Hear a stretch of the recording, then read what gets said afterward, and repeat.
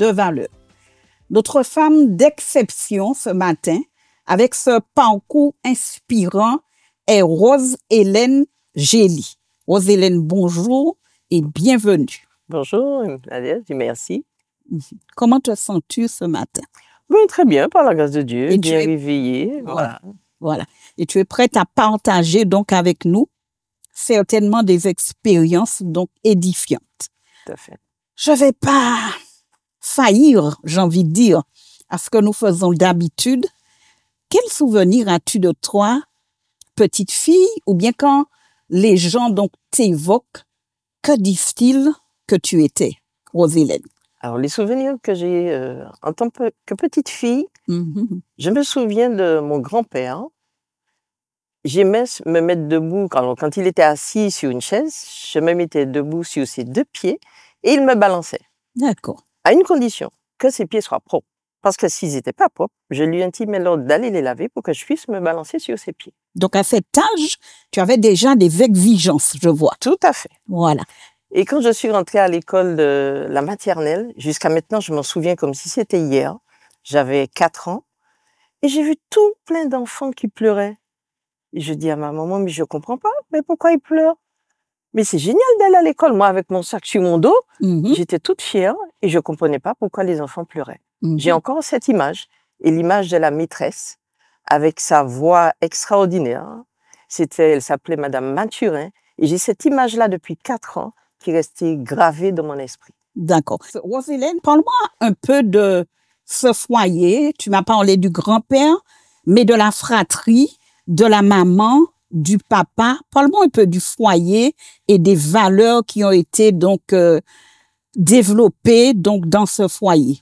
Alors, j'ai grandi avec 6 frères et sœurs, 3 frères, 3 sœurs. Je suis l'aînée de la fratrie. Et j'ai grandi avec mon beau-père, donc le mari de ma mère.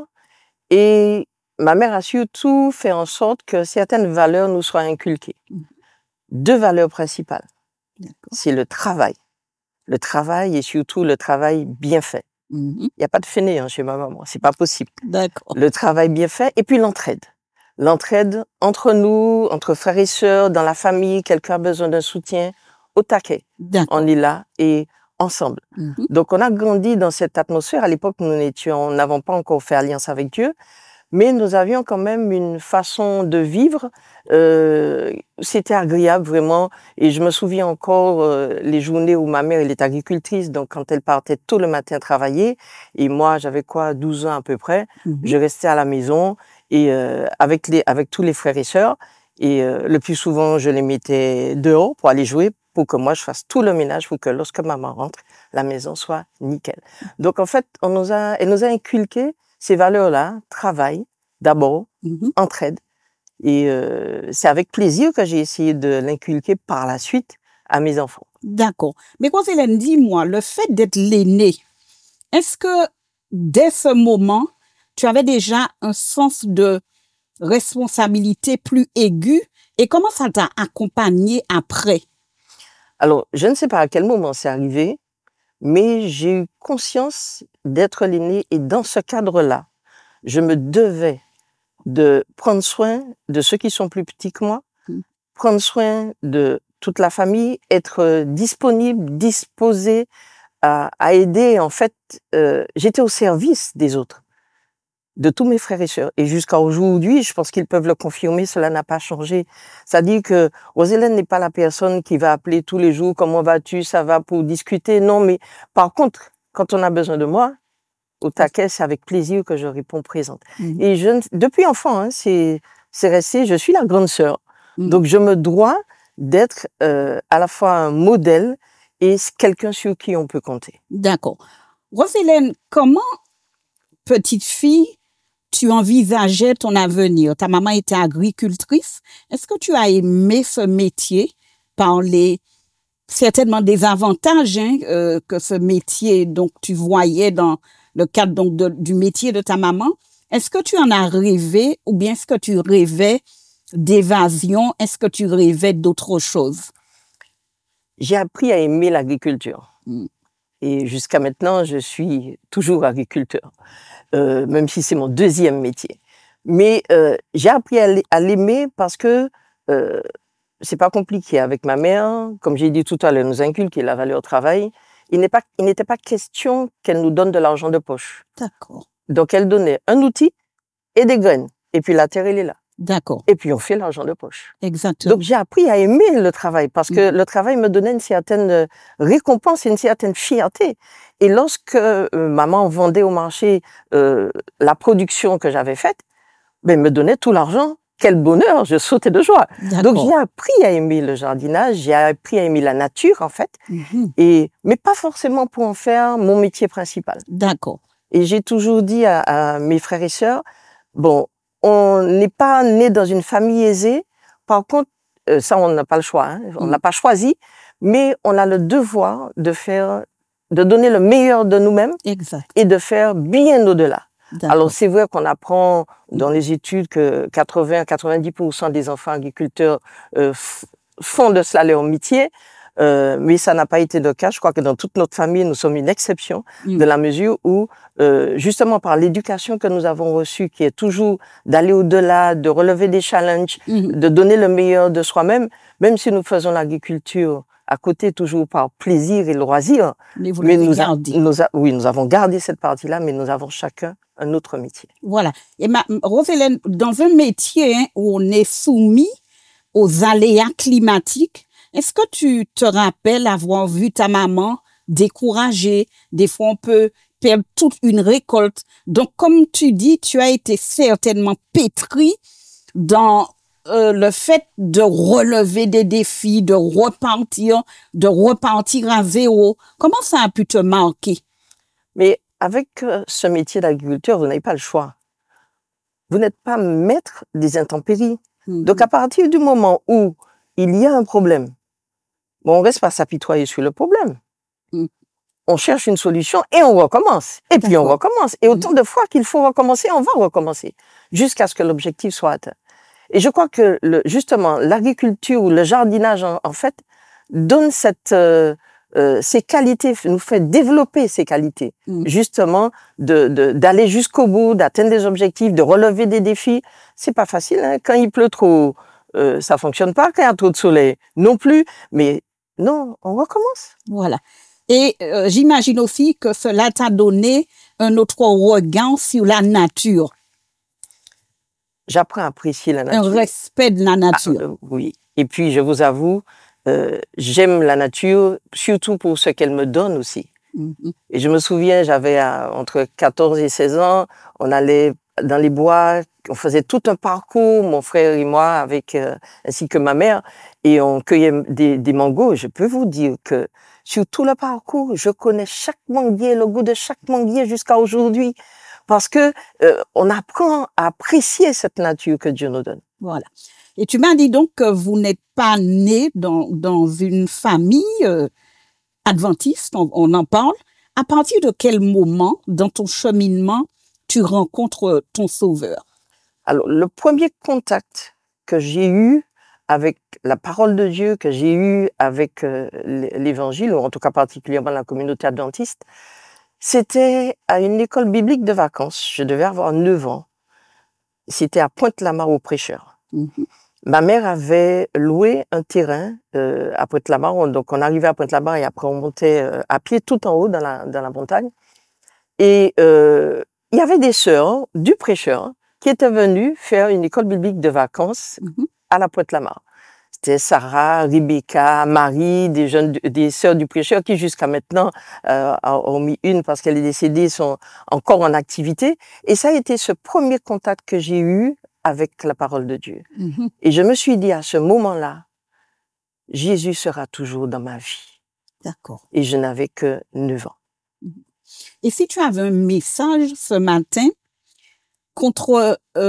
concernant l'utilité de mettre les enfants en contact avec la parole, qu'est-ce que tu dirais aux parents?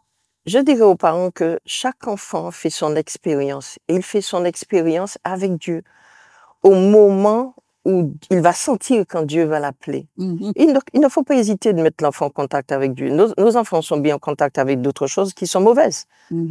Donc, notre rôle en tant que parents, c'est de les mettre en contact avec la parole de Dieu. Après, c'est l'Esprit Saint. C'est Dieu qui fait le reste. Mais il n'y a pas d'âge précis. Même bébé, avant de mettre mes enfants au lit, ben, je leur chantais une chanson. Chaque enfant avait sa chanson. Hein. Bien entendu. Voilà. Voilà, il n'y avait pas une chanson par enfant, mais chaque enfant avait sa chanson pour les mettre au lit, pour prier avec eux. Enfin, c'est très tôt que ça commence. OK. Mais dis-moi, à partir de quel moment tu as donc grandi, tu fais ton expérience personnelle avec Dieu? Parce que c'est vrai qu'on peut nous mettre en contact avec la parole. Mais je reste convaincue qu'il y a ce moment qui peut être soit dans une épreuve, dans une expérience particulière, où on rencontre Dieu et où on s'affermit dans cette parole. Alors, moi, j'ai fait alliance avec Dieu après une série d'études de la Bible en juillet 76, c'est ma mère et moi. C'était au mois de juillet, donc j'avais laissé l'école parce que j'étais à l'école à Fort-de-France. Et à ce moment-là, il y avait des conférences qui étaient données, des études que nous avons suivies. Suite à ça, donc le 10 juillet 76, j'ai fait alliance avec Dieu en même temps que ma mère. Mon petit frère l'avait déjà fait au préalable. Mais la marche avec Dieu, l'expérience, en fait, c'est au quotidien. D'accord. Je vais vous donner, en fait, 2 exemples très simples. Une fois, je passe près du marché, et ce jour-là, j'avais faim, mais comme on sentait, vous savez, quand vous avez faim, puis vous sentez que vous êtes affaibli. Sauf que j'ai fouillé dans mon sac et j'avais oublié mon porte-monnaie. J'avais ni porte-monnaie, ni portefeuille, ni carte bleue, ni rien. Et puis je suis en train de marcher. Je dis, Seigneur, mon Dieu, j'ai faim tellement que je sens que je vais tomber. Tu aurais une solution pour moi? J'ai pas un franc, j'ai rien. Et je vois quelqu'un qui vient en face. La personne venait juste d'éplucher une orange. Et elle me tient l'orange. Elle me dit, bonjour Roselène, comment vas-tu? Ça fait longtemps que je t'ai pas vu. Je partage ce morceau d'orange avec toi. Voilà. Il n'y a que Dieu qui peut faire ça. Exactement. Et ça, ce sont des expériences qu'on n'oublie pas. Voilà. J'étais une fois sur la route et je me suis engagée sur un passage étroit. Il y avait un pont. Je me suis engagée et je suis au beau milieu du pont. Et il y a un poids lourd qui vient juste en face et qui s'est aussi engagé sur le pont. Ben, tu vas pas me croire, hein. Mais ce jour-là, j'ai fermé les yeux et j'ai dit, Seigneur, je suis morte aujourd'hui. Parce que je n'ai pas vu d'issue. Je savais que c'était pas possible qu'on passe à 2. J'ai juste fermé les yeux, j'ai lâché le volant. Je conseille pas aux auditeurs de le faire. Et j'attendais d'entendre un bruit ou de réaliser que je suis morte. Et quand je n'ai plus rien entendu, à ce moment-là, j'ai ouvert les yeux et j'ai vu que j'étais passée de l'autre côté du pont. Le chauffeur du camion, quand il est arrivé de l'autre côté, il s'est arrêté comme moi-même. Et nous sommes tous les 2 retournés. Et il regardait, est-ce que ma voiture n'était pas sous son camion? Il n'y était pas. Il n'y a que Dieu qui peut faire ça. Voilà. Et tu n'étais pas morte ce jour-là. Non. La preuve, tu es là ce matin. Femme vertueuse, femme de valeur, nous retrouvons Rose-Hélène dans quelques instants.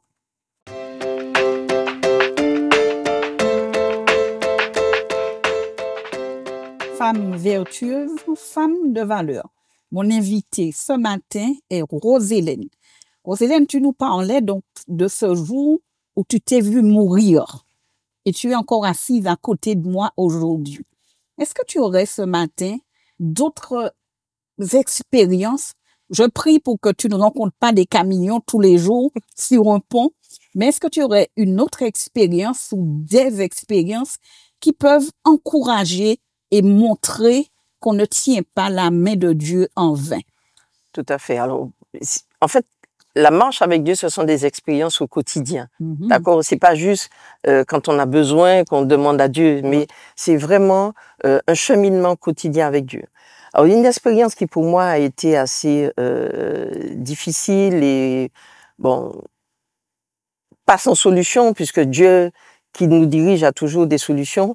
J'ai été mariée une première fois, j'ai eu 3 enfants qui sont admirables et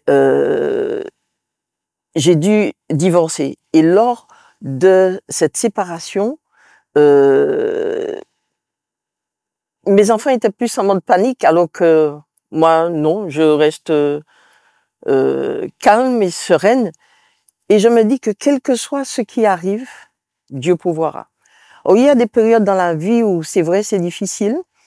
Et j'ai eu dans ces moments-là à étudier particulièrement le livre de Job. Et quand je dis étudier, mais c'est vraiment approfondir, méditer ce livre pour que je puisse être amené à comprendre que Dieu est toujours présent, quelles que soient les circonstances de la vie. Donc, lorsque les choses arrivent, on n'a pas besoin de s'affoler. Je sais que Dieu est là et je crois qu'il est là. Et c'est ça le plus important. Quels que soient les problèmes qui peuvent survenir, il est présent. Et dans ma vie, j'ai toujours eu comme fonctionnement de rendre service. C'est naturel chez moi, et quelle que soit la personne. J'ai pas besoin que ce soit ni ma famille, ni quelque chose, quelqu'un que je ne connais pas viendra me demander un service et je le rendrai avec plaisir. En fait, je trouve du bonheur à aider les autres. D'accord. Et suite à ma séparation, j'ai pris rendez-vous pour aider quelqu'un. Et à ce rendez-vous-là, j'ai rencontré mon mari aujourd'hui. Elle n'est pas belle, la vie? Exactement. Dieu met les choses sur notre chemin. D'accord? Et quelles que soient les circonstances, moi, j'ai appris à faire confiance à Dieu. Une petite expérience au quotidien. Alors, on monte sur la route de Verrier. Ce jour-là, j'étais avec mon fils et on prend une panne de pneus. Je dis, mince, c'est embêtant. C'est pas grave, pas de problème, sans solution. Le pneu a été changé. Je l'ai réparé le lendemain et le surlendemain, on monte sur la route de Verrier et on voit un monsieur que l'on connaît, mais qui descend sur une trompe d'eau. C'est mon fils qui conduit, il me dit, maman, qu'est-ce qu'on fait? Je lui ai dit, c'est toi qui conduis. Donc on s'arrête, on embarque la personne et on fait demi-tour pour la déposer au bout. Pendant sur le trajet, on casse encore un pneu parce qu'on n'a pas vu qu'il y avait une grosse pierre en noir, il venait de pleuvoir. D'accord. Il me dit, mais maman, je comprends pas. On a cassé un pneu hier, aujourd'hui encore un autre.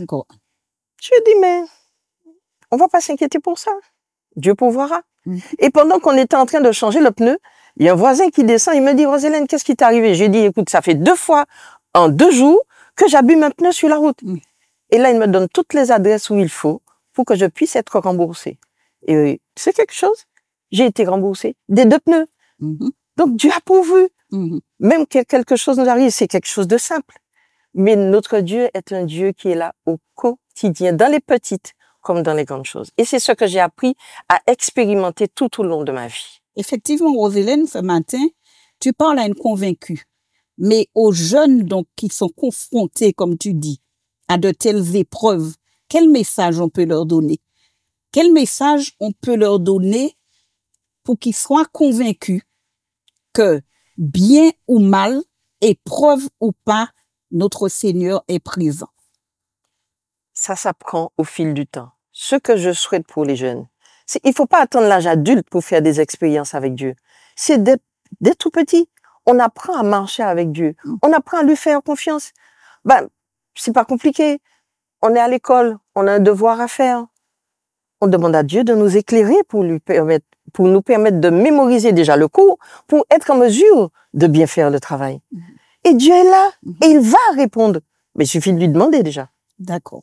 Quel est ce texte biblique, cette expérience, cette promesse qui te permet chaque matin de repasser dans ta mémoire les bontés de Dieu et persévérer?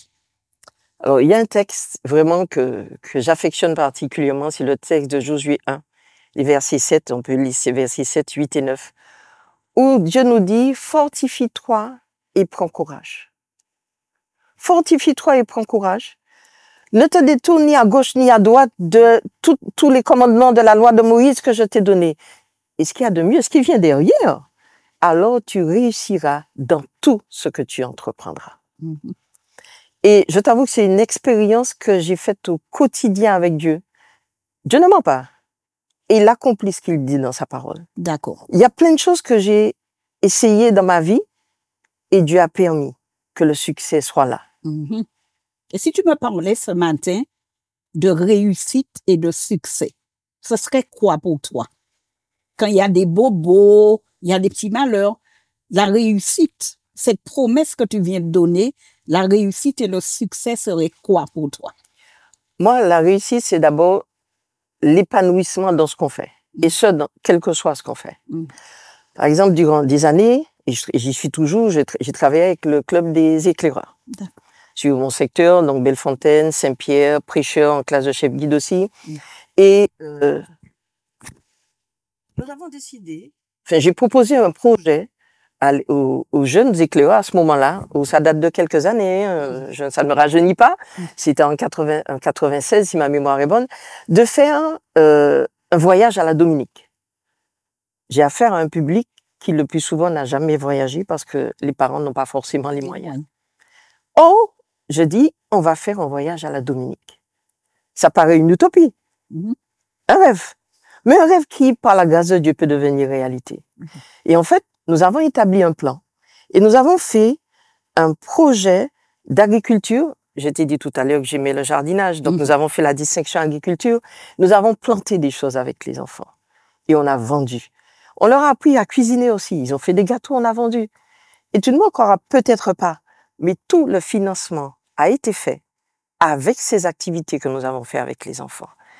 Ça, c'était du succès. Et les enfants étaient épanouis. Nous avons organisé ce voyage à l'époque avec pasteur Daniel Millard, qui était aussi de la partie, et ça a été quelque chose d'extraordinaire, une expérience formidable pour les enfants, de découvrir la Dominique et de passer pas mal de moments ensemble. Moi, le succès, c'est ça. Le succès, c'est rendre les autres heureux et voir comment les enfants étaient heureux de pouvoir voyager, de découvrir autre chose. Mais c'est extraordinaire.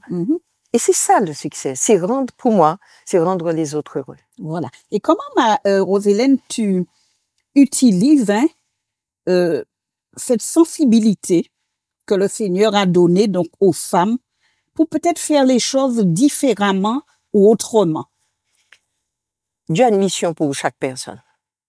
Moi, dans mon rôle, dans la mission que je comprends que Dieu me donne, c'est d'abord d'aider, d'être ouverte aux besoins des autres. Même à mon travail, c'est la même chose. Partout où je passe, c'est la même chose. Et en tant que femme, on peut apporter une touche personnelle, avec plus de sensibilité peut-être qu'un homme. Parce qu'il y a des choses que nous, les femmes, on est très minutieuses, des petits détails en fait que l'on verra et que l'homme ne verra pas forcément. Mais Dieu a mis hommes et femmes, c'est bien pour cela. Donc, moi, en tant que femme, j'inviterai chaque femme à vraiment s'investir dans la mission que Dieu lui a confiée. Alors, ça peut être une mission avec des petits, avec des enfants. Ça peut être une mission auprès des personnes âgées. Ça peut être une mission dans le bien-être des autres, dans le bien-être de certains membres d'église qui sont en difficulté. Peu importe. Ça peut être dans le chant aussi. Il y a des personnes qui ont d'excellentes voix, des femmes qui ont d'excellentes voix et que j'écoute avec plaisir. Mais Dieu a une mission pour chacun. Et c'est si chacun reste dans sa mission, mais ça fera quelque chose d'extraordinaire. Et contrairement à ce qui était dit avant, où les femmes étaient cantonnées à faire le ménage, nous avons une tâche à accomplir pour le Seigneur. Dis-moi comment, tu m'as dit donc qu'il faut écouter donc la voix de Dieu. Comment tu l'écoutes? Comment on porte attention à cette autre voix? Il y a différentes façons. C'est compliqué à dire, mais c'est quand on est en relation avec Dieu qu'on la ressent. Alors en fait, il faut apprendre chaque jour à écouter la voix de Dieu. J'étais à mon travail et une idée me vient à l'esprit. Quand tu vas rentrer ce soir, la voiture, elle partira. Tu ne vas pas la maîtriser. Et je me suis dit, mais pourquoi cette idée me vient? Bon, on verra. En partant du travail, à l'époque, je conduisais quand même assez vite. J'ai fait attention. Et j'ai conduit un peu plus lentement. Tu ne me croiras pas, mais la voiture, elle est partie, effectivement.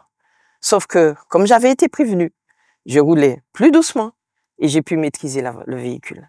Donc, oui, Dieu nous parle, mais il faut être juste à l'écoute. Et quand l'Esprit Saint nous révèle quelque chose, en fait, porter attention et tenir compte de cela. Roselène, j'aimerais ce matin eu égard donc aux expériences donc que tu m'as relatées, quelle appréciation tu as de la foi, F-O-I?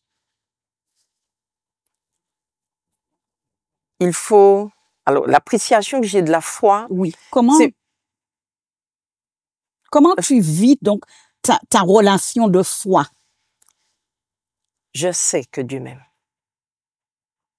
Je sais que Dieu m'aime. Je ne le sais pas de façon théorique, mais de façon pratique.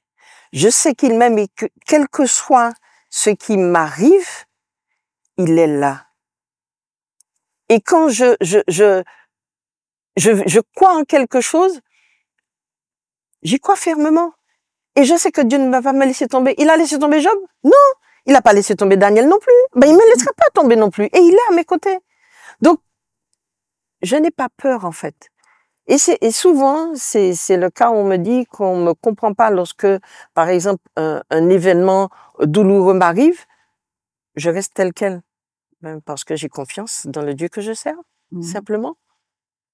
Je n'extériorise pas forcément la souffrance et la douleur parce que je sais que mais Dieu l'apaise à l'intérieur. Et je crois qu'il me dirige, je crois qu'il est à mes côtés chaque jour et quelles que soient les circonstances de la vie, il sera à mes côtés. D'accord. Aujourd'hui, ben, je vais rentrer bientôt en retraite dans quelques mois.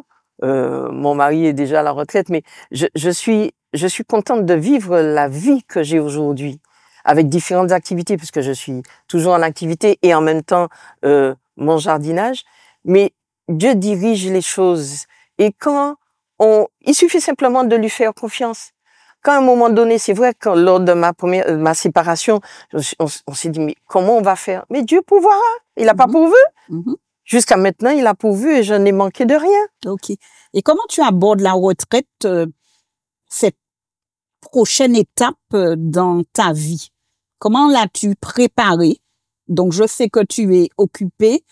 Je prendrai pas le risque de te demander est-ce que tu vas t'ennuyer, mais quand même, c'est un changement de vie. Comment tu l'abordes? Comment tu l'appréhendes, cette nouvelle période? Bon, cette nouvelle période pour moi n'est qu'un juste un petit changement. Parce que si tu as bien compris, je suis quelqu'un de toujours active. Donc, les seuls moments où je me sens fatiguée, c'est si je ne fais rien. Aussi longtemps que je suis en activité, j'ai la forme et j'ai l'énergie. Donc, même à la retraite, enfin, j'oublie mon âge, je préfère ne pas y penser et j'ai toujours autant d'énergie. Donc, la retraite, elle est déjà prête puisque je continue le bonheur de faire du jardinage. Et puis, il y a d'autres petites activités qui vont se mettre à côté, comme la pêche. Mon mari aime beaucoup la pêche, donc j'aurai plaisir à l'accompagner. Et puis, la musique. J'ai commencé du saxophone. Et un jour, à ce moment-là, j'aurai un peu plus de temps pour le faire et du piano aussi. Voilà. Donc, j'aurai encore d'autres champs d'action où je pourrai servir Dieu et rendre les autres heureux. Exactement. J'aimerais que tu conclues ton émission ce matin en me disant et en disant donc aux autres femmes comment, je ne vais pas te demander ton âge, comment tu fais pour avoir une telle pêche?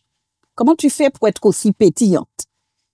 C'est vrai que les auditeurs n'ont pas l'avantage, comme moi, ben, ils te verront certainement, d'être en face de toi, de regarder ces yeux qui pétillent, cette jeune femme qui va aborder la retraite. Comment tu fais? Mais je ne sais pas. Enfin, je pense que l'énergie, je la puise en Dieu déjà. Et puis, au bonheur d'être toujours en activité. Bon, j'ai toujours été active et je ne peux pas rester sans rien faire, tout simplement. Donc, et puis d'autres choses et puis j'ai beaucoup de choses qui me rendent heureuse.